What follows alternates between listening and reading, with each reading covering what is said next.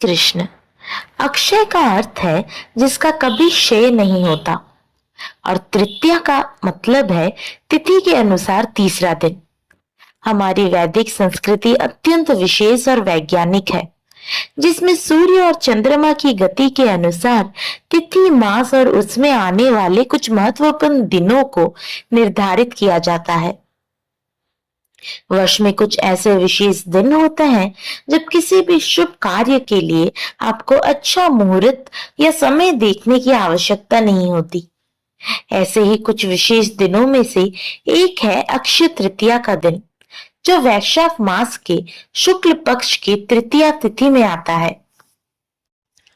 इस दिन को अक्षय का कहा जाता है, जिसका अर्थ है इस दिन जो भी पुण्य कर्म या आध्यात्मिक कार्य किया जाएगा उसका कभी भी क्षय नहीं होगा, उसका कभी भी नाश नहीं होगा।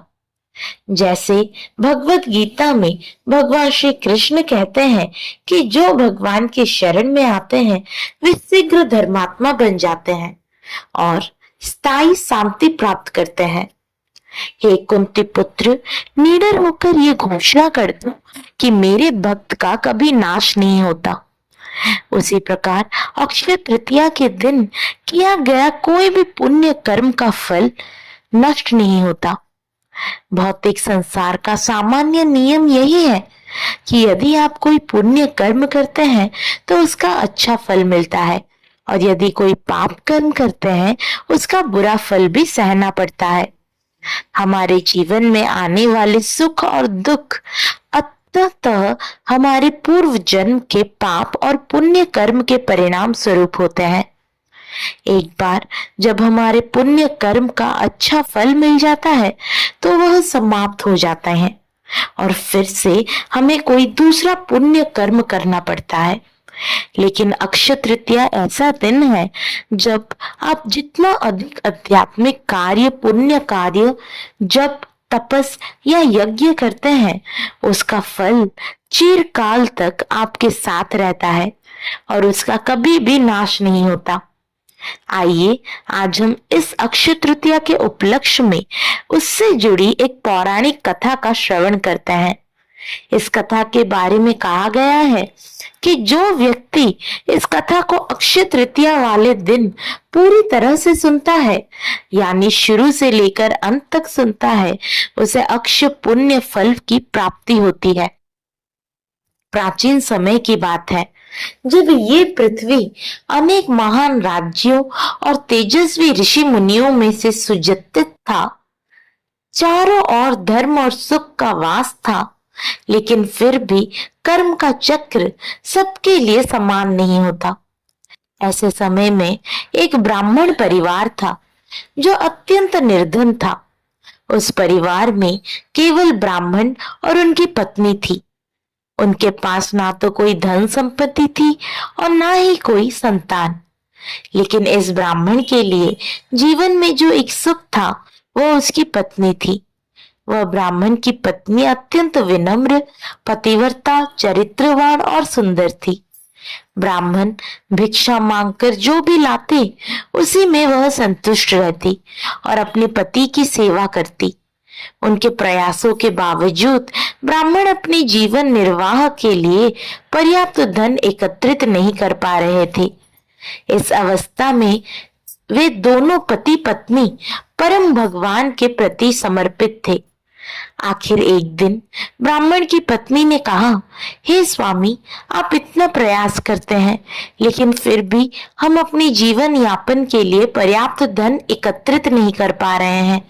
हमारे भाग्य में संतान सुख भी नहीं है। निश्चित ही हमसे कोई ना कोई अपराध हुआ है जिसका फल हम इस जन्म में भुगत रहे हैं। हे स्वामी, मैंने सुना है कि इस समय महान ऋषि वशिष्ठ हमारे नगर में पधारे हैं। कृपया आप उनके पास जाइए और हमारी इस अवस्था का कारण और समाधान पूछिए। वे अवश्य हमारी सहायता करेंगे। अपनी पत्नी की बात सुनकर ब्राह्मण को भी ये सुझाव अच्छा लगा।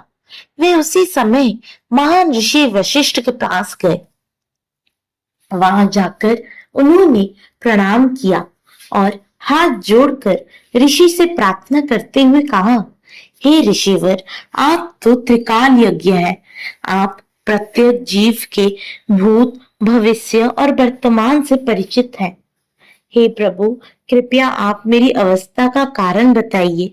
किस वजह से मैं इस निर्धन और संतानहीन अवस्था को प्राप्त कर चुका हूँ और किस उपाय द्वारा हम इससे मुक्त हो सकते हैं। कृपया हमारा मार्गदर्शन करें। ऋषिवर, ब्राह्मण की बात सुनकर ऋषि वशिष्ठ ने कहा, हे पुत्र, पिछले जन्म में तुम अत्यंत धनी थे और तुम्हारे अनेक पुत्र भी थे, लेकिन उस समय तुम अत्यंत कृपण थे। यहाँ तक कि तुम अपने संतानों के लिए भी धन खर्च नहीं किया करते थे। अपने धन और संपत्ति के प्रति आसक्ति और अपनी संतान के प्रति लापरवाही के कारण तुम्हें इस जन्म में निर्धनता और संतानहीन होने का श्राप मिला है। उस समय किसी कारणवश तुमने वैशाख मास के अंतिम 5 दिन में व्रत का पालन किया था, इसलिए इस जन्म में तुम्हें ब्राह्मण का शरीर और एक अच्छी पत्नी प्राप्त हुई है। यदि तुम इस जन्म में वैशाख मास के कम से कम 7 दिनों तक भगवान श्री कृष्ण की भक्ति द्वारा पालन करोगे तो इस अभिशाप से अवश्य मुक्त हो सकते हो और वैशाख मास के शुक्ल पक्ष में आने वाली अक्षय तृतीया के दिन परम भगवान श्री कृष्ण की पूजा अर्चना करो। ब्राह्मण ने वशिष्ठ मुनि की बात का अक्षरशः पालन किए और उसके फल स्वरूप वह ब्राह्मण अपने निर्धन और संतानहीन अवस्था से मुक्त हो गया। इस कथा का महात्म्य सुनते हुए कहा गया है कि जब हम इस प्रकार की पौराणिक कथाओं का श्रवण और पठन करते हैं तो हम अपने आप ही परम भगवान गुरु और वैष्णव की सेवा में संलग्न होते हैं। इसीलिए अक्षय तृतीया के दिन इस कथा का श्रवण अवश्य करना चाहिए।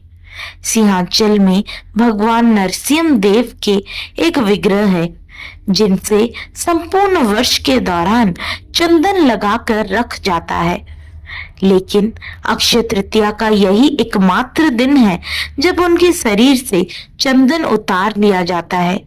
यानी सिंहाचल के भगवान नरसिम्हा का वास्तविक विग्रह के दर्शन आपको सिर्फ अक्षय तृतीया के दिन ही हो सकते हैं। जगन्नाथपुरी धाम में हमारे प्रिय जगन्नाथ, बलदेव और सुभद्रा जी के रथ यात्रा की तैयारी और रथ बनाने की शुरुआत भी अक्षय तृतीया के दिन से ही होती है।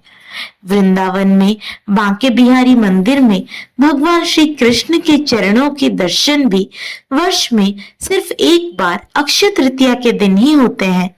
इसी दिन से गंगोत्री, यमुनोत्री और बद्रीनाथ के द्वार भी खुल जाते हैं और 4 धाम यात्रा प्रारंभ होती है। आदि शंकराचार्य ने कनकाधर स्तोत्र की रचना भी अक्षय तृतीया के दिन ही की थी। त्रिपाद माधवेंद्र पुरी ने इस दिन भगवान को सर्वप्रथम बार चंदन लगाया था और इस प्रकार चंदन यात्रा का प्रारंभ भी अक्षय तृतीया वाले दिन से ही हुआ था। हमारा शीला प्रभुपाद ने भी झांसी में लीग ऑफ डिवोटीज की स्थापना अक्षय तृतीया वाले दिन ही की थी। जैन धर्म के लिए भी अक्षय तृतीया अत्यंत विशेष है, क्योंकि जैन धर्म के सर्वप्रथम तीर्थकार ऋषभदेव ने आज के ही दिन अपने 1 वर्ष के उपवास का प्रारंभ किया था। इसीलिए वे इस दिन को वर्षी तप के नाम से भी मानते हैं। अक्षय तृतीया के अक्ष तीज के नाम से भी जाना जाता है। ये एक ऐसा विशेष दिन है जब अधिक से अधिक मात्रा में दान और पुण्य कर्म के साथ साथ व्यक्ति को आध्यात्मिक कार्य करने चाहिए, जैसे ही भगवान ने पवित्र नामों का जाप करना।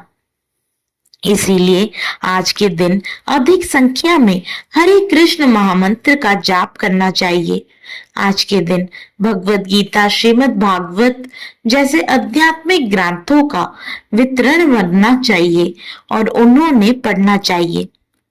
अक्षय तृतीया के दिन स्वयं लक्ष्मी देवी और भगवान नारायण की विशेष पूजा करने का महात्म्य है।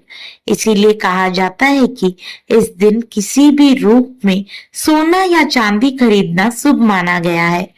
आप अपनी क्षमता अनुसार सोना और चांदी की खरीदारी कर सकते हैं, चाहे वो आभूषण के रूप में हो या किसी और रूप में।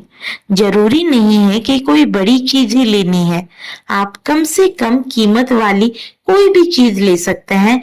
इससे सौभाग्य की वृद्धि होती है। इसके उपरांत इस दिन आप घर, जमीन, दुकान, प्लॉट, नया वाहन, पुस्तकें, वस्त्र इत्यादि कुछ भी खरीद सकते हैं। यदि आप कोई नया व्यवसाय शुरू करना चाहते हैं तो अक्षय तृतीया का ये दिन सबसे शुभ है। कोई भी मांगलिक कार्य जैसे विवाह, गृह प्रवेश इत्यादि इस दिन किया जा सकता है। अब देखिए, सबसे बड़ा दान ज्ञान का दान होता है। इसीलिए यदि आप ज्ञान का दान देना चाहते हैं तो अक्षय तृतीया के दिन भगवत गीता, श्रीमद् भागवतम और चैतन्य चरितमृतम ग्रंथों को भी खरीद सकते हैं। इन ग्रंथों को आप खरीदकर अपने मित्रों, सगे संबंधियों या फिर जिज्ञासु लोगों को वितरित कर सकते हैं। और सबसे महत्वपूर्ण, अक्षय तृतीया के दिन से ही इस्लाम के प्रत्येक मंदिरों में चंदन यात्रा का प्रारंभ होता है। चंदन यात्रा का अर्थ है कि इस गर्मी की ऋतु में 21 दिन तक भगवान के विग्रह शरीर पर चंदन का लेप लगाया जाता है और इसके दर्शन अत्यंत दुर्लभ और विशेष होते हैं। यदि आपके घर के आसपास कोई ऐसा मंदिर या केंद्र है जहां पर चंदन यात्रा का पालन होता है तो अक्षय तृतीया वाले दिन अवश्य ही वहां जाइए और भगवान के विशेष श्रृंगार दर्शन करिए। इस दिन कोई उपवास नहीं रखना देता है, इसीलिए आप भगवान के लिए स्वादिष्ट भोग बनाकर उसमें तुलसी पत्र रखकर उन्हें अर्पित करिए और स्वयं भी उसे प्रसाद को स्वीकार करिए। बस याद रहे कि भगवान को भोग लगाते समय आप किसी भी खाद्य पदार्थ जैसे प्याज, लहसुन, चाय, कॉफी, चॉकलेट इत्यादि का प्रयोग नहीं कर सकते। इसीलिए हर प्रकार का सात्विक भोग बनाइए और भगवान को अर्पित कीजिए। अक्षय तृतीया वाले दिन दान देने का विशेष महत्व है, इसीलिए आप अपनी क्षमता अनुसार किसी सुपात्र व्यक्ति को, वैष्णव को या फिर नजदीक के मंदिर में जाकर दान दे सकते हैं। लेकिन कुछ ना कुछ दान अवश्य देना चाहिए। हम आशा करते हैं कि आप सभी को आज के अक्षय तृतीया की ये कथा अच्छी लगी होगी। आप सभी को अक्षय तृतीया के दिन अक्षय पुण्य फल की प्राप्ति हो, इसीलिए हम सभी आपके लिए प्रार्थना करेंगे। जय श्री कृष्ण।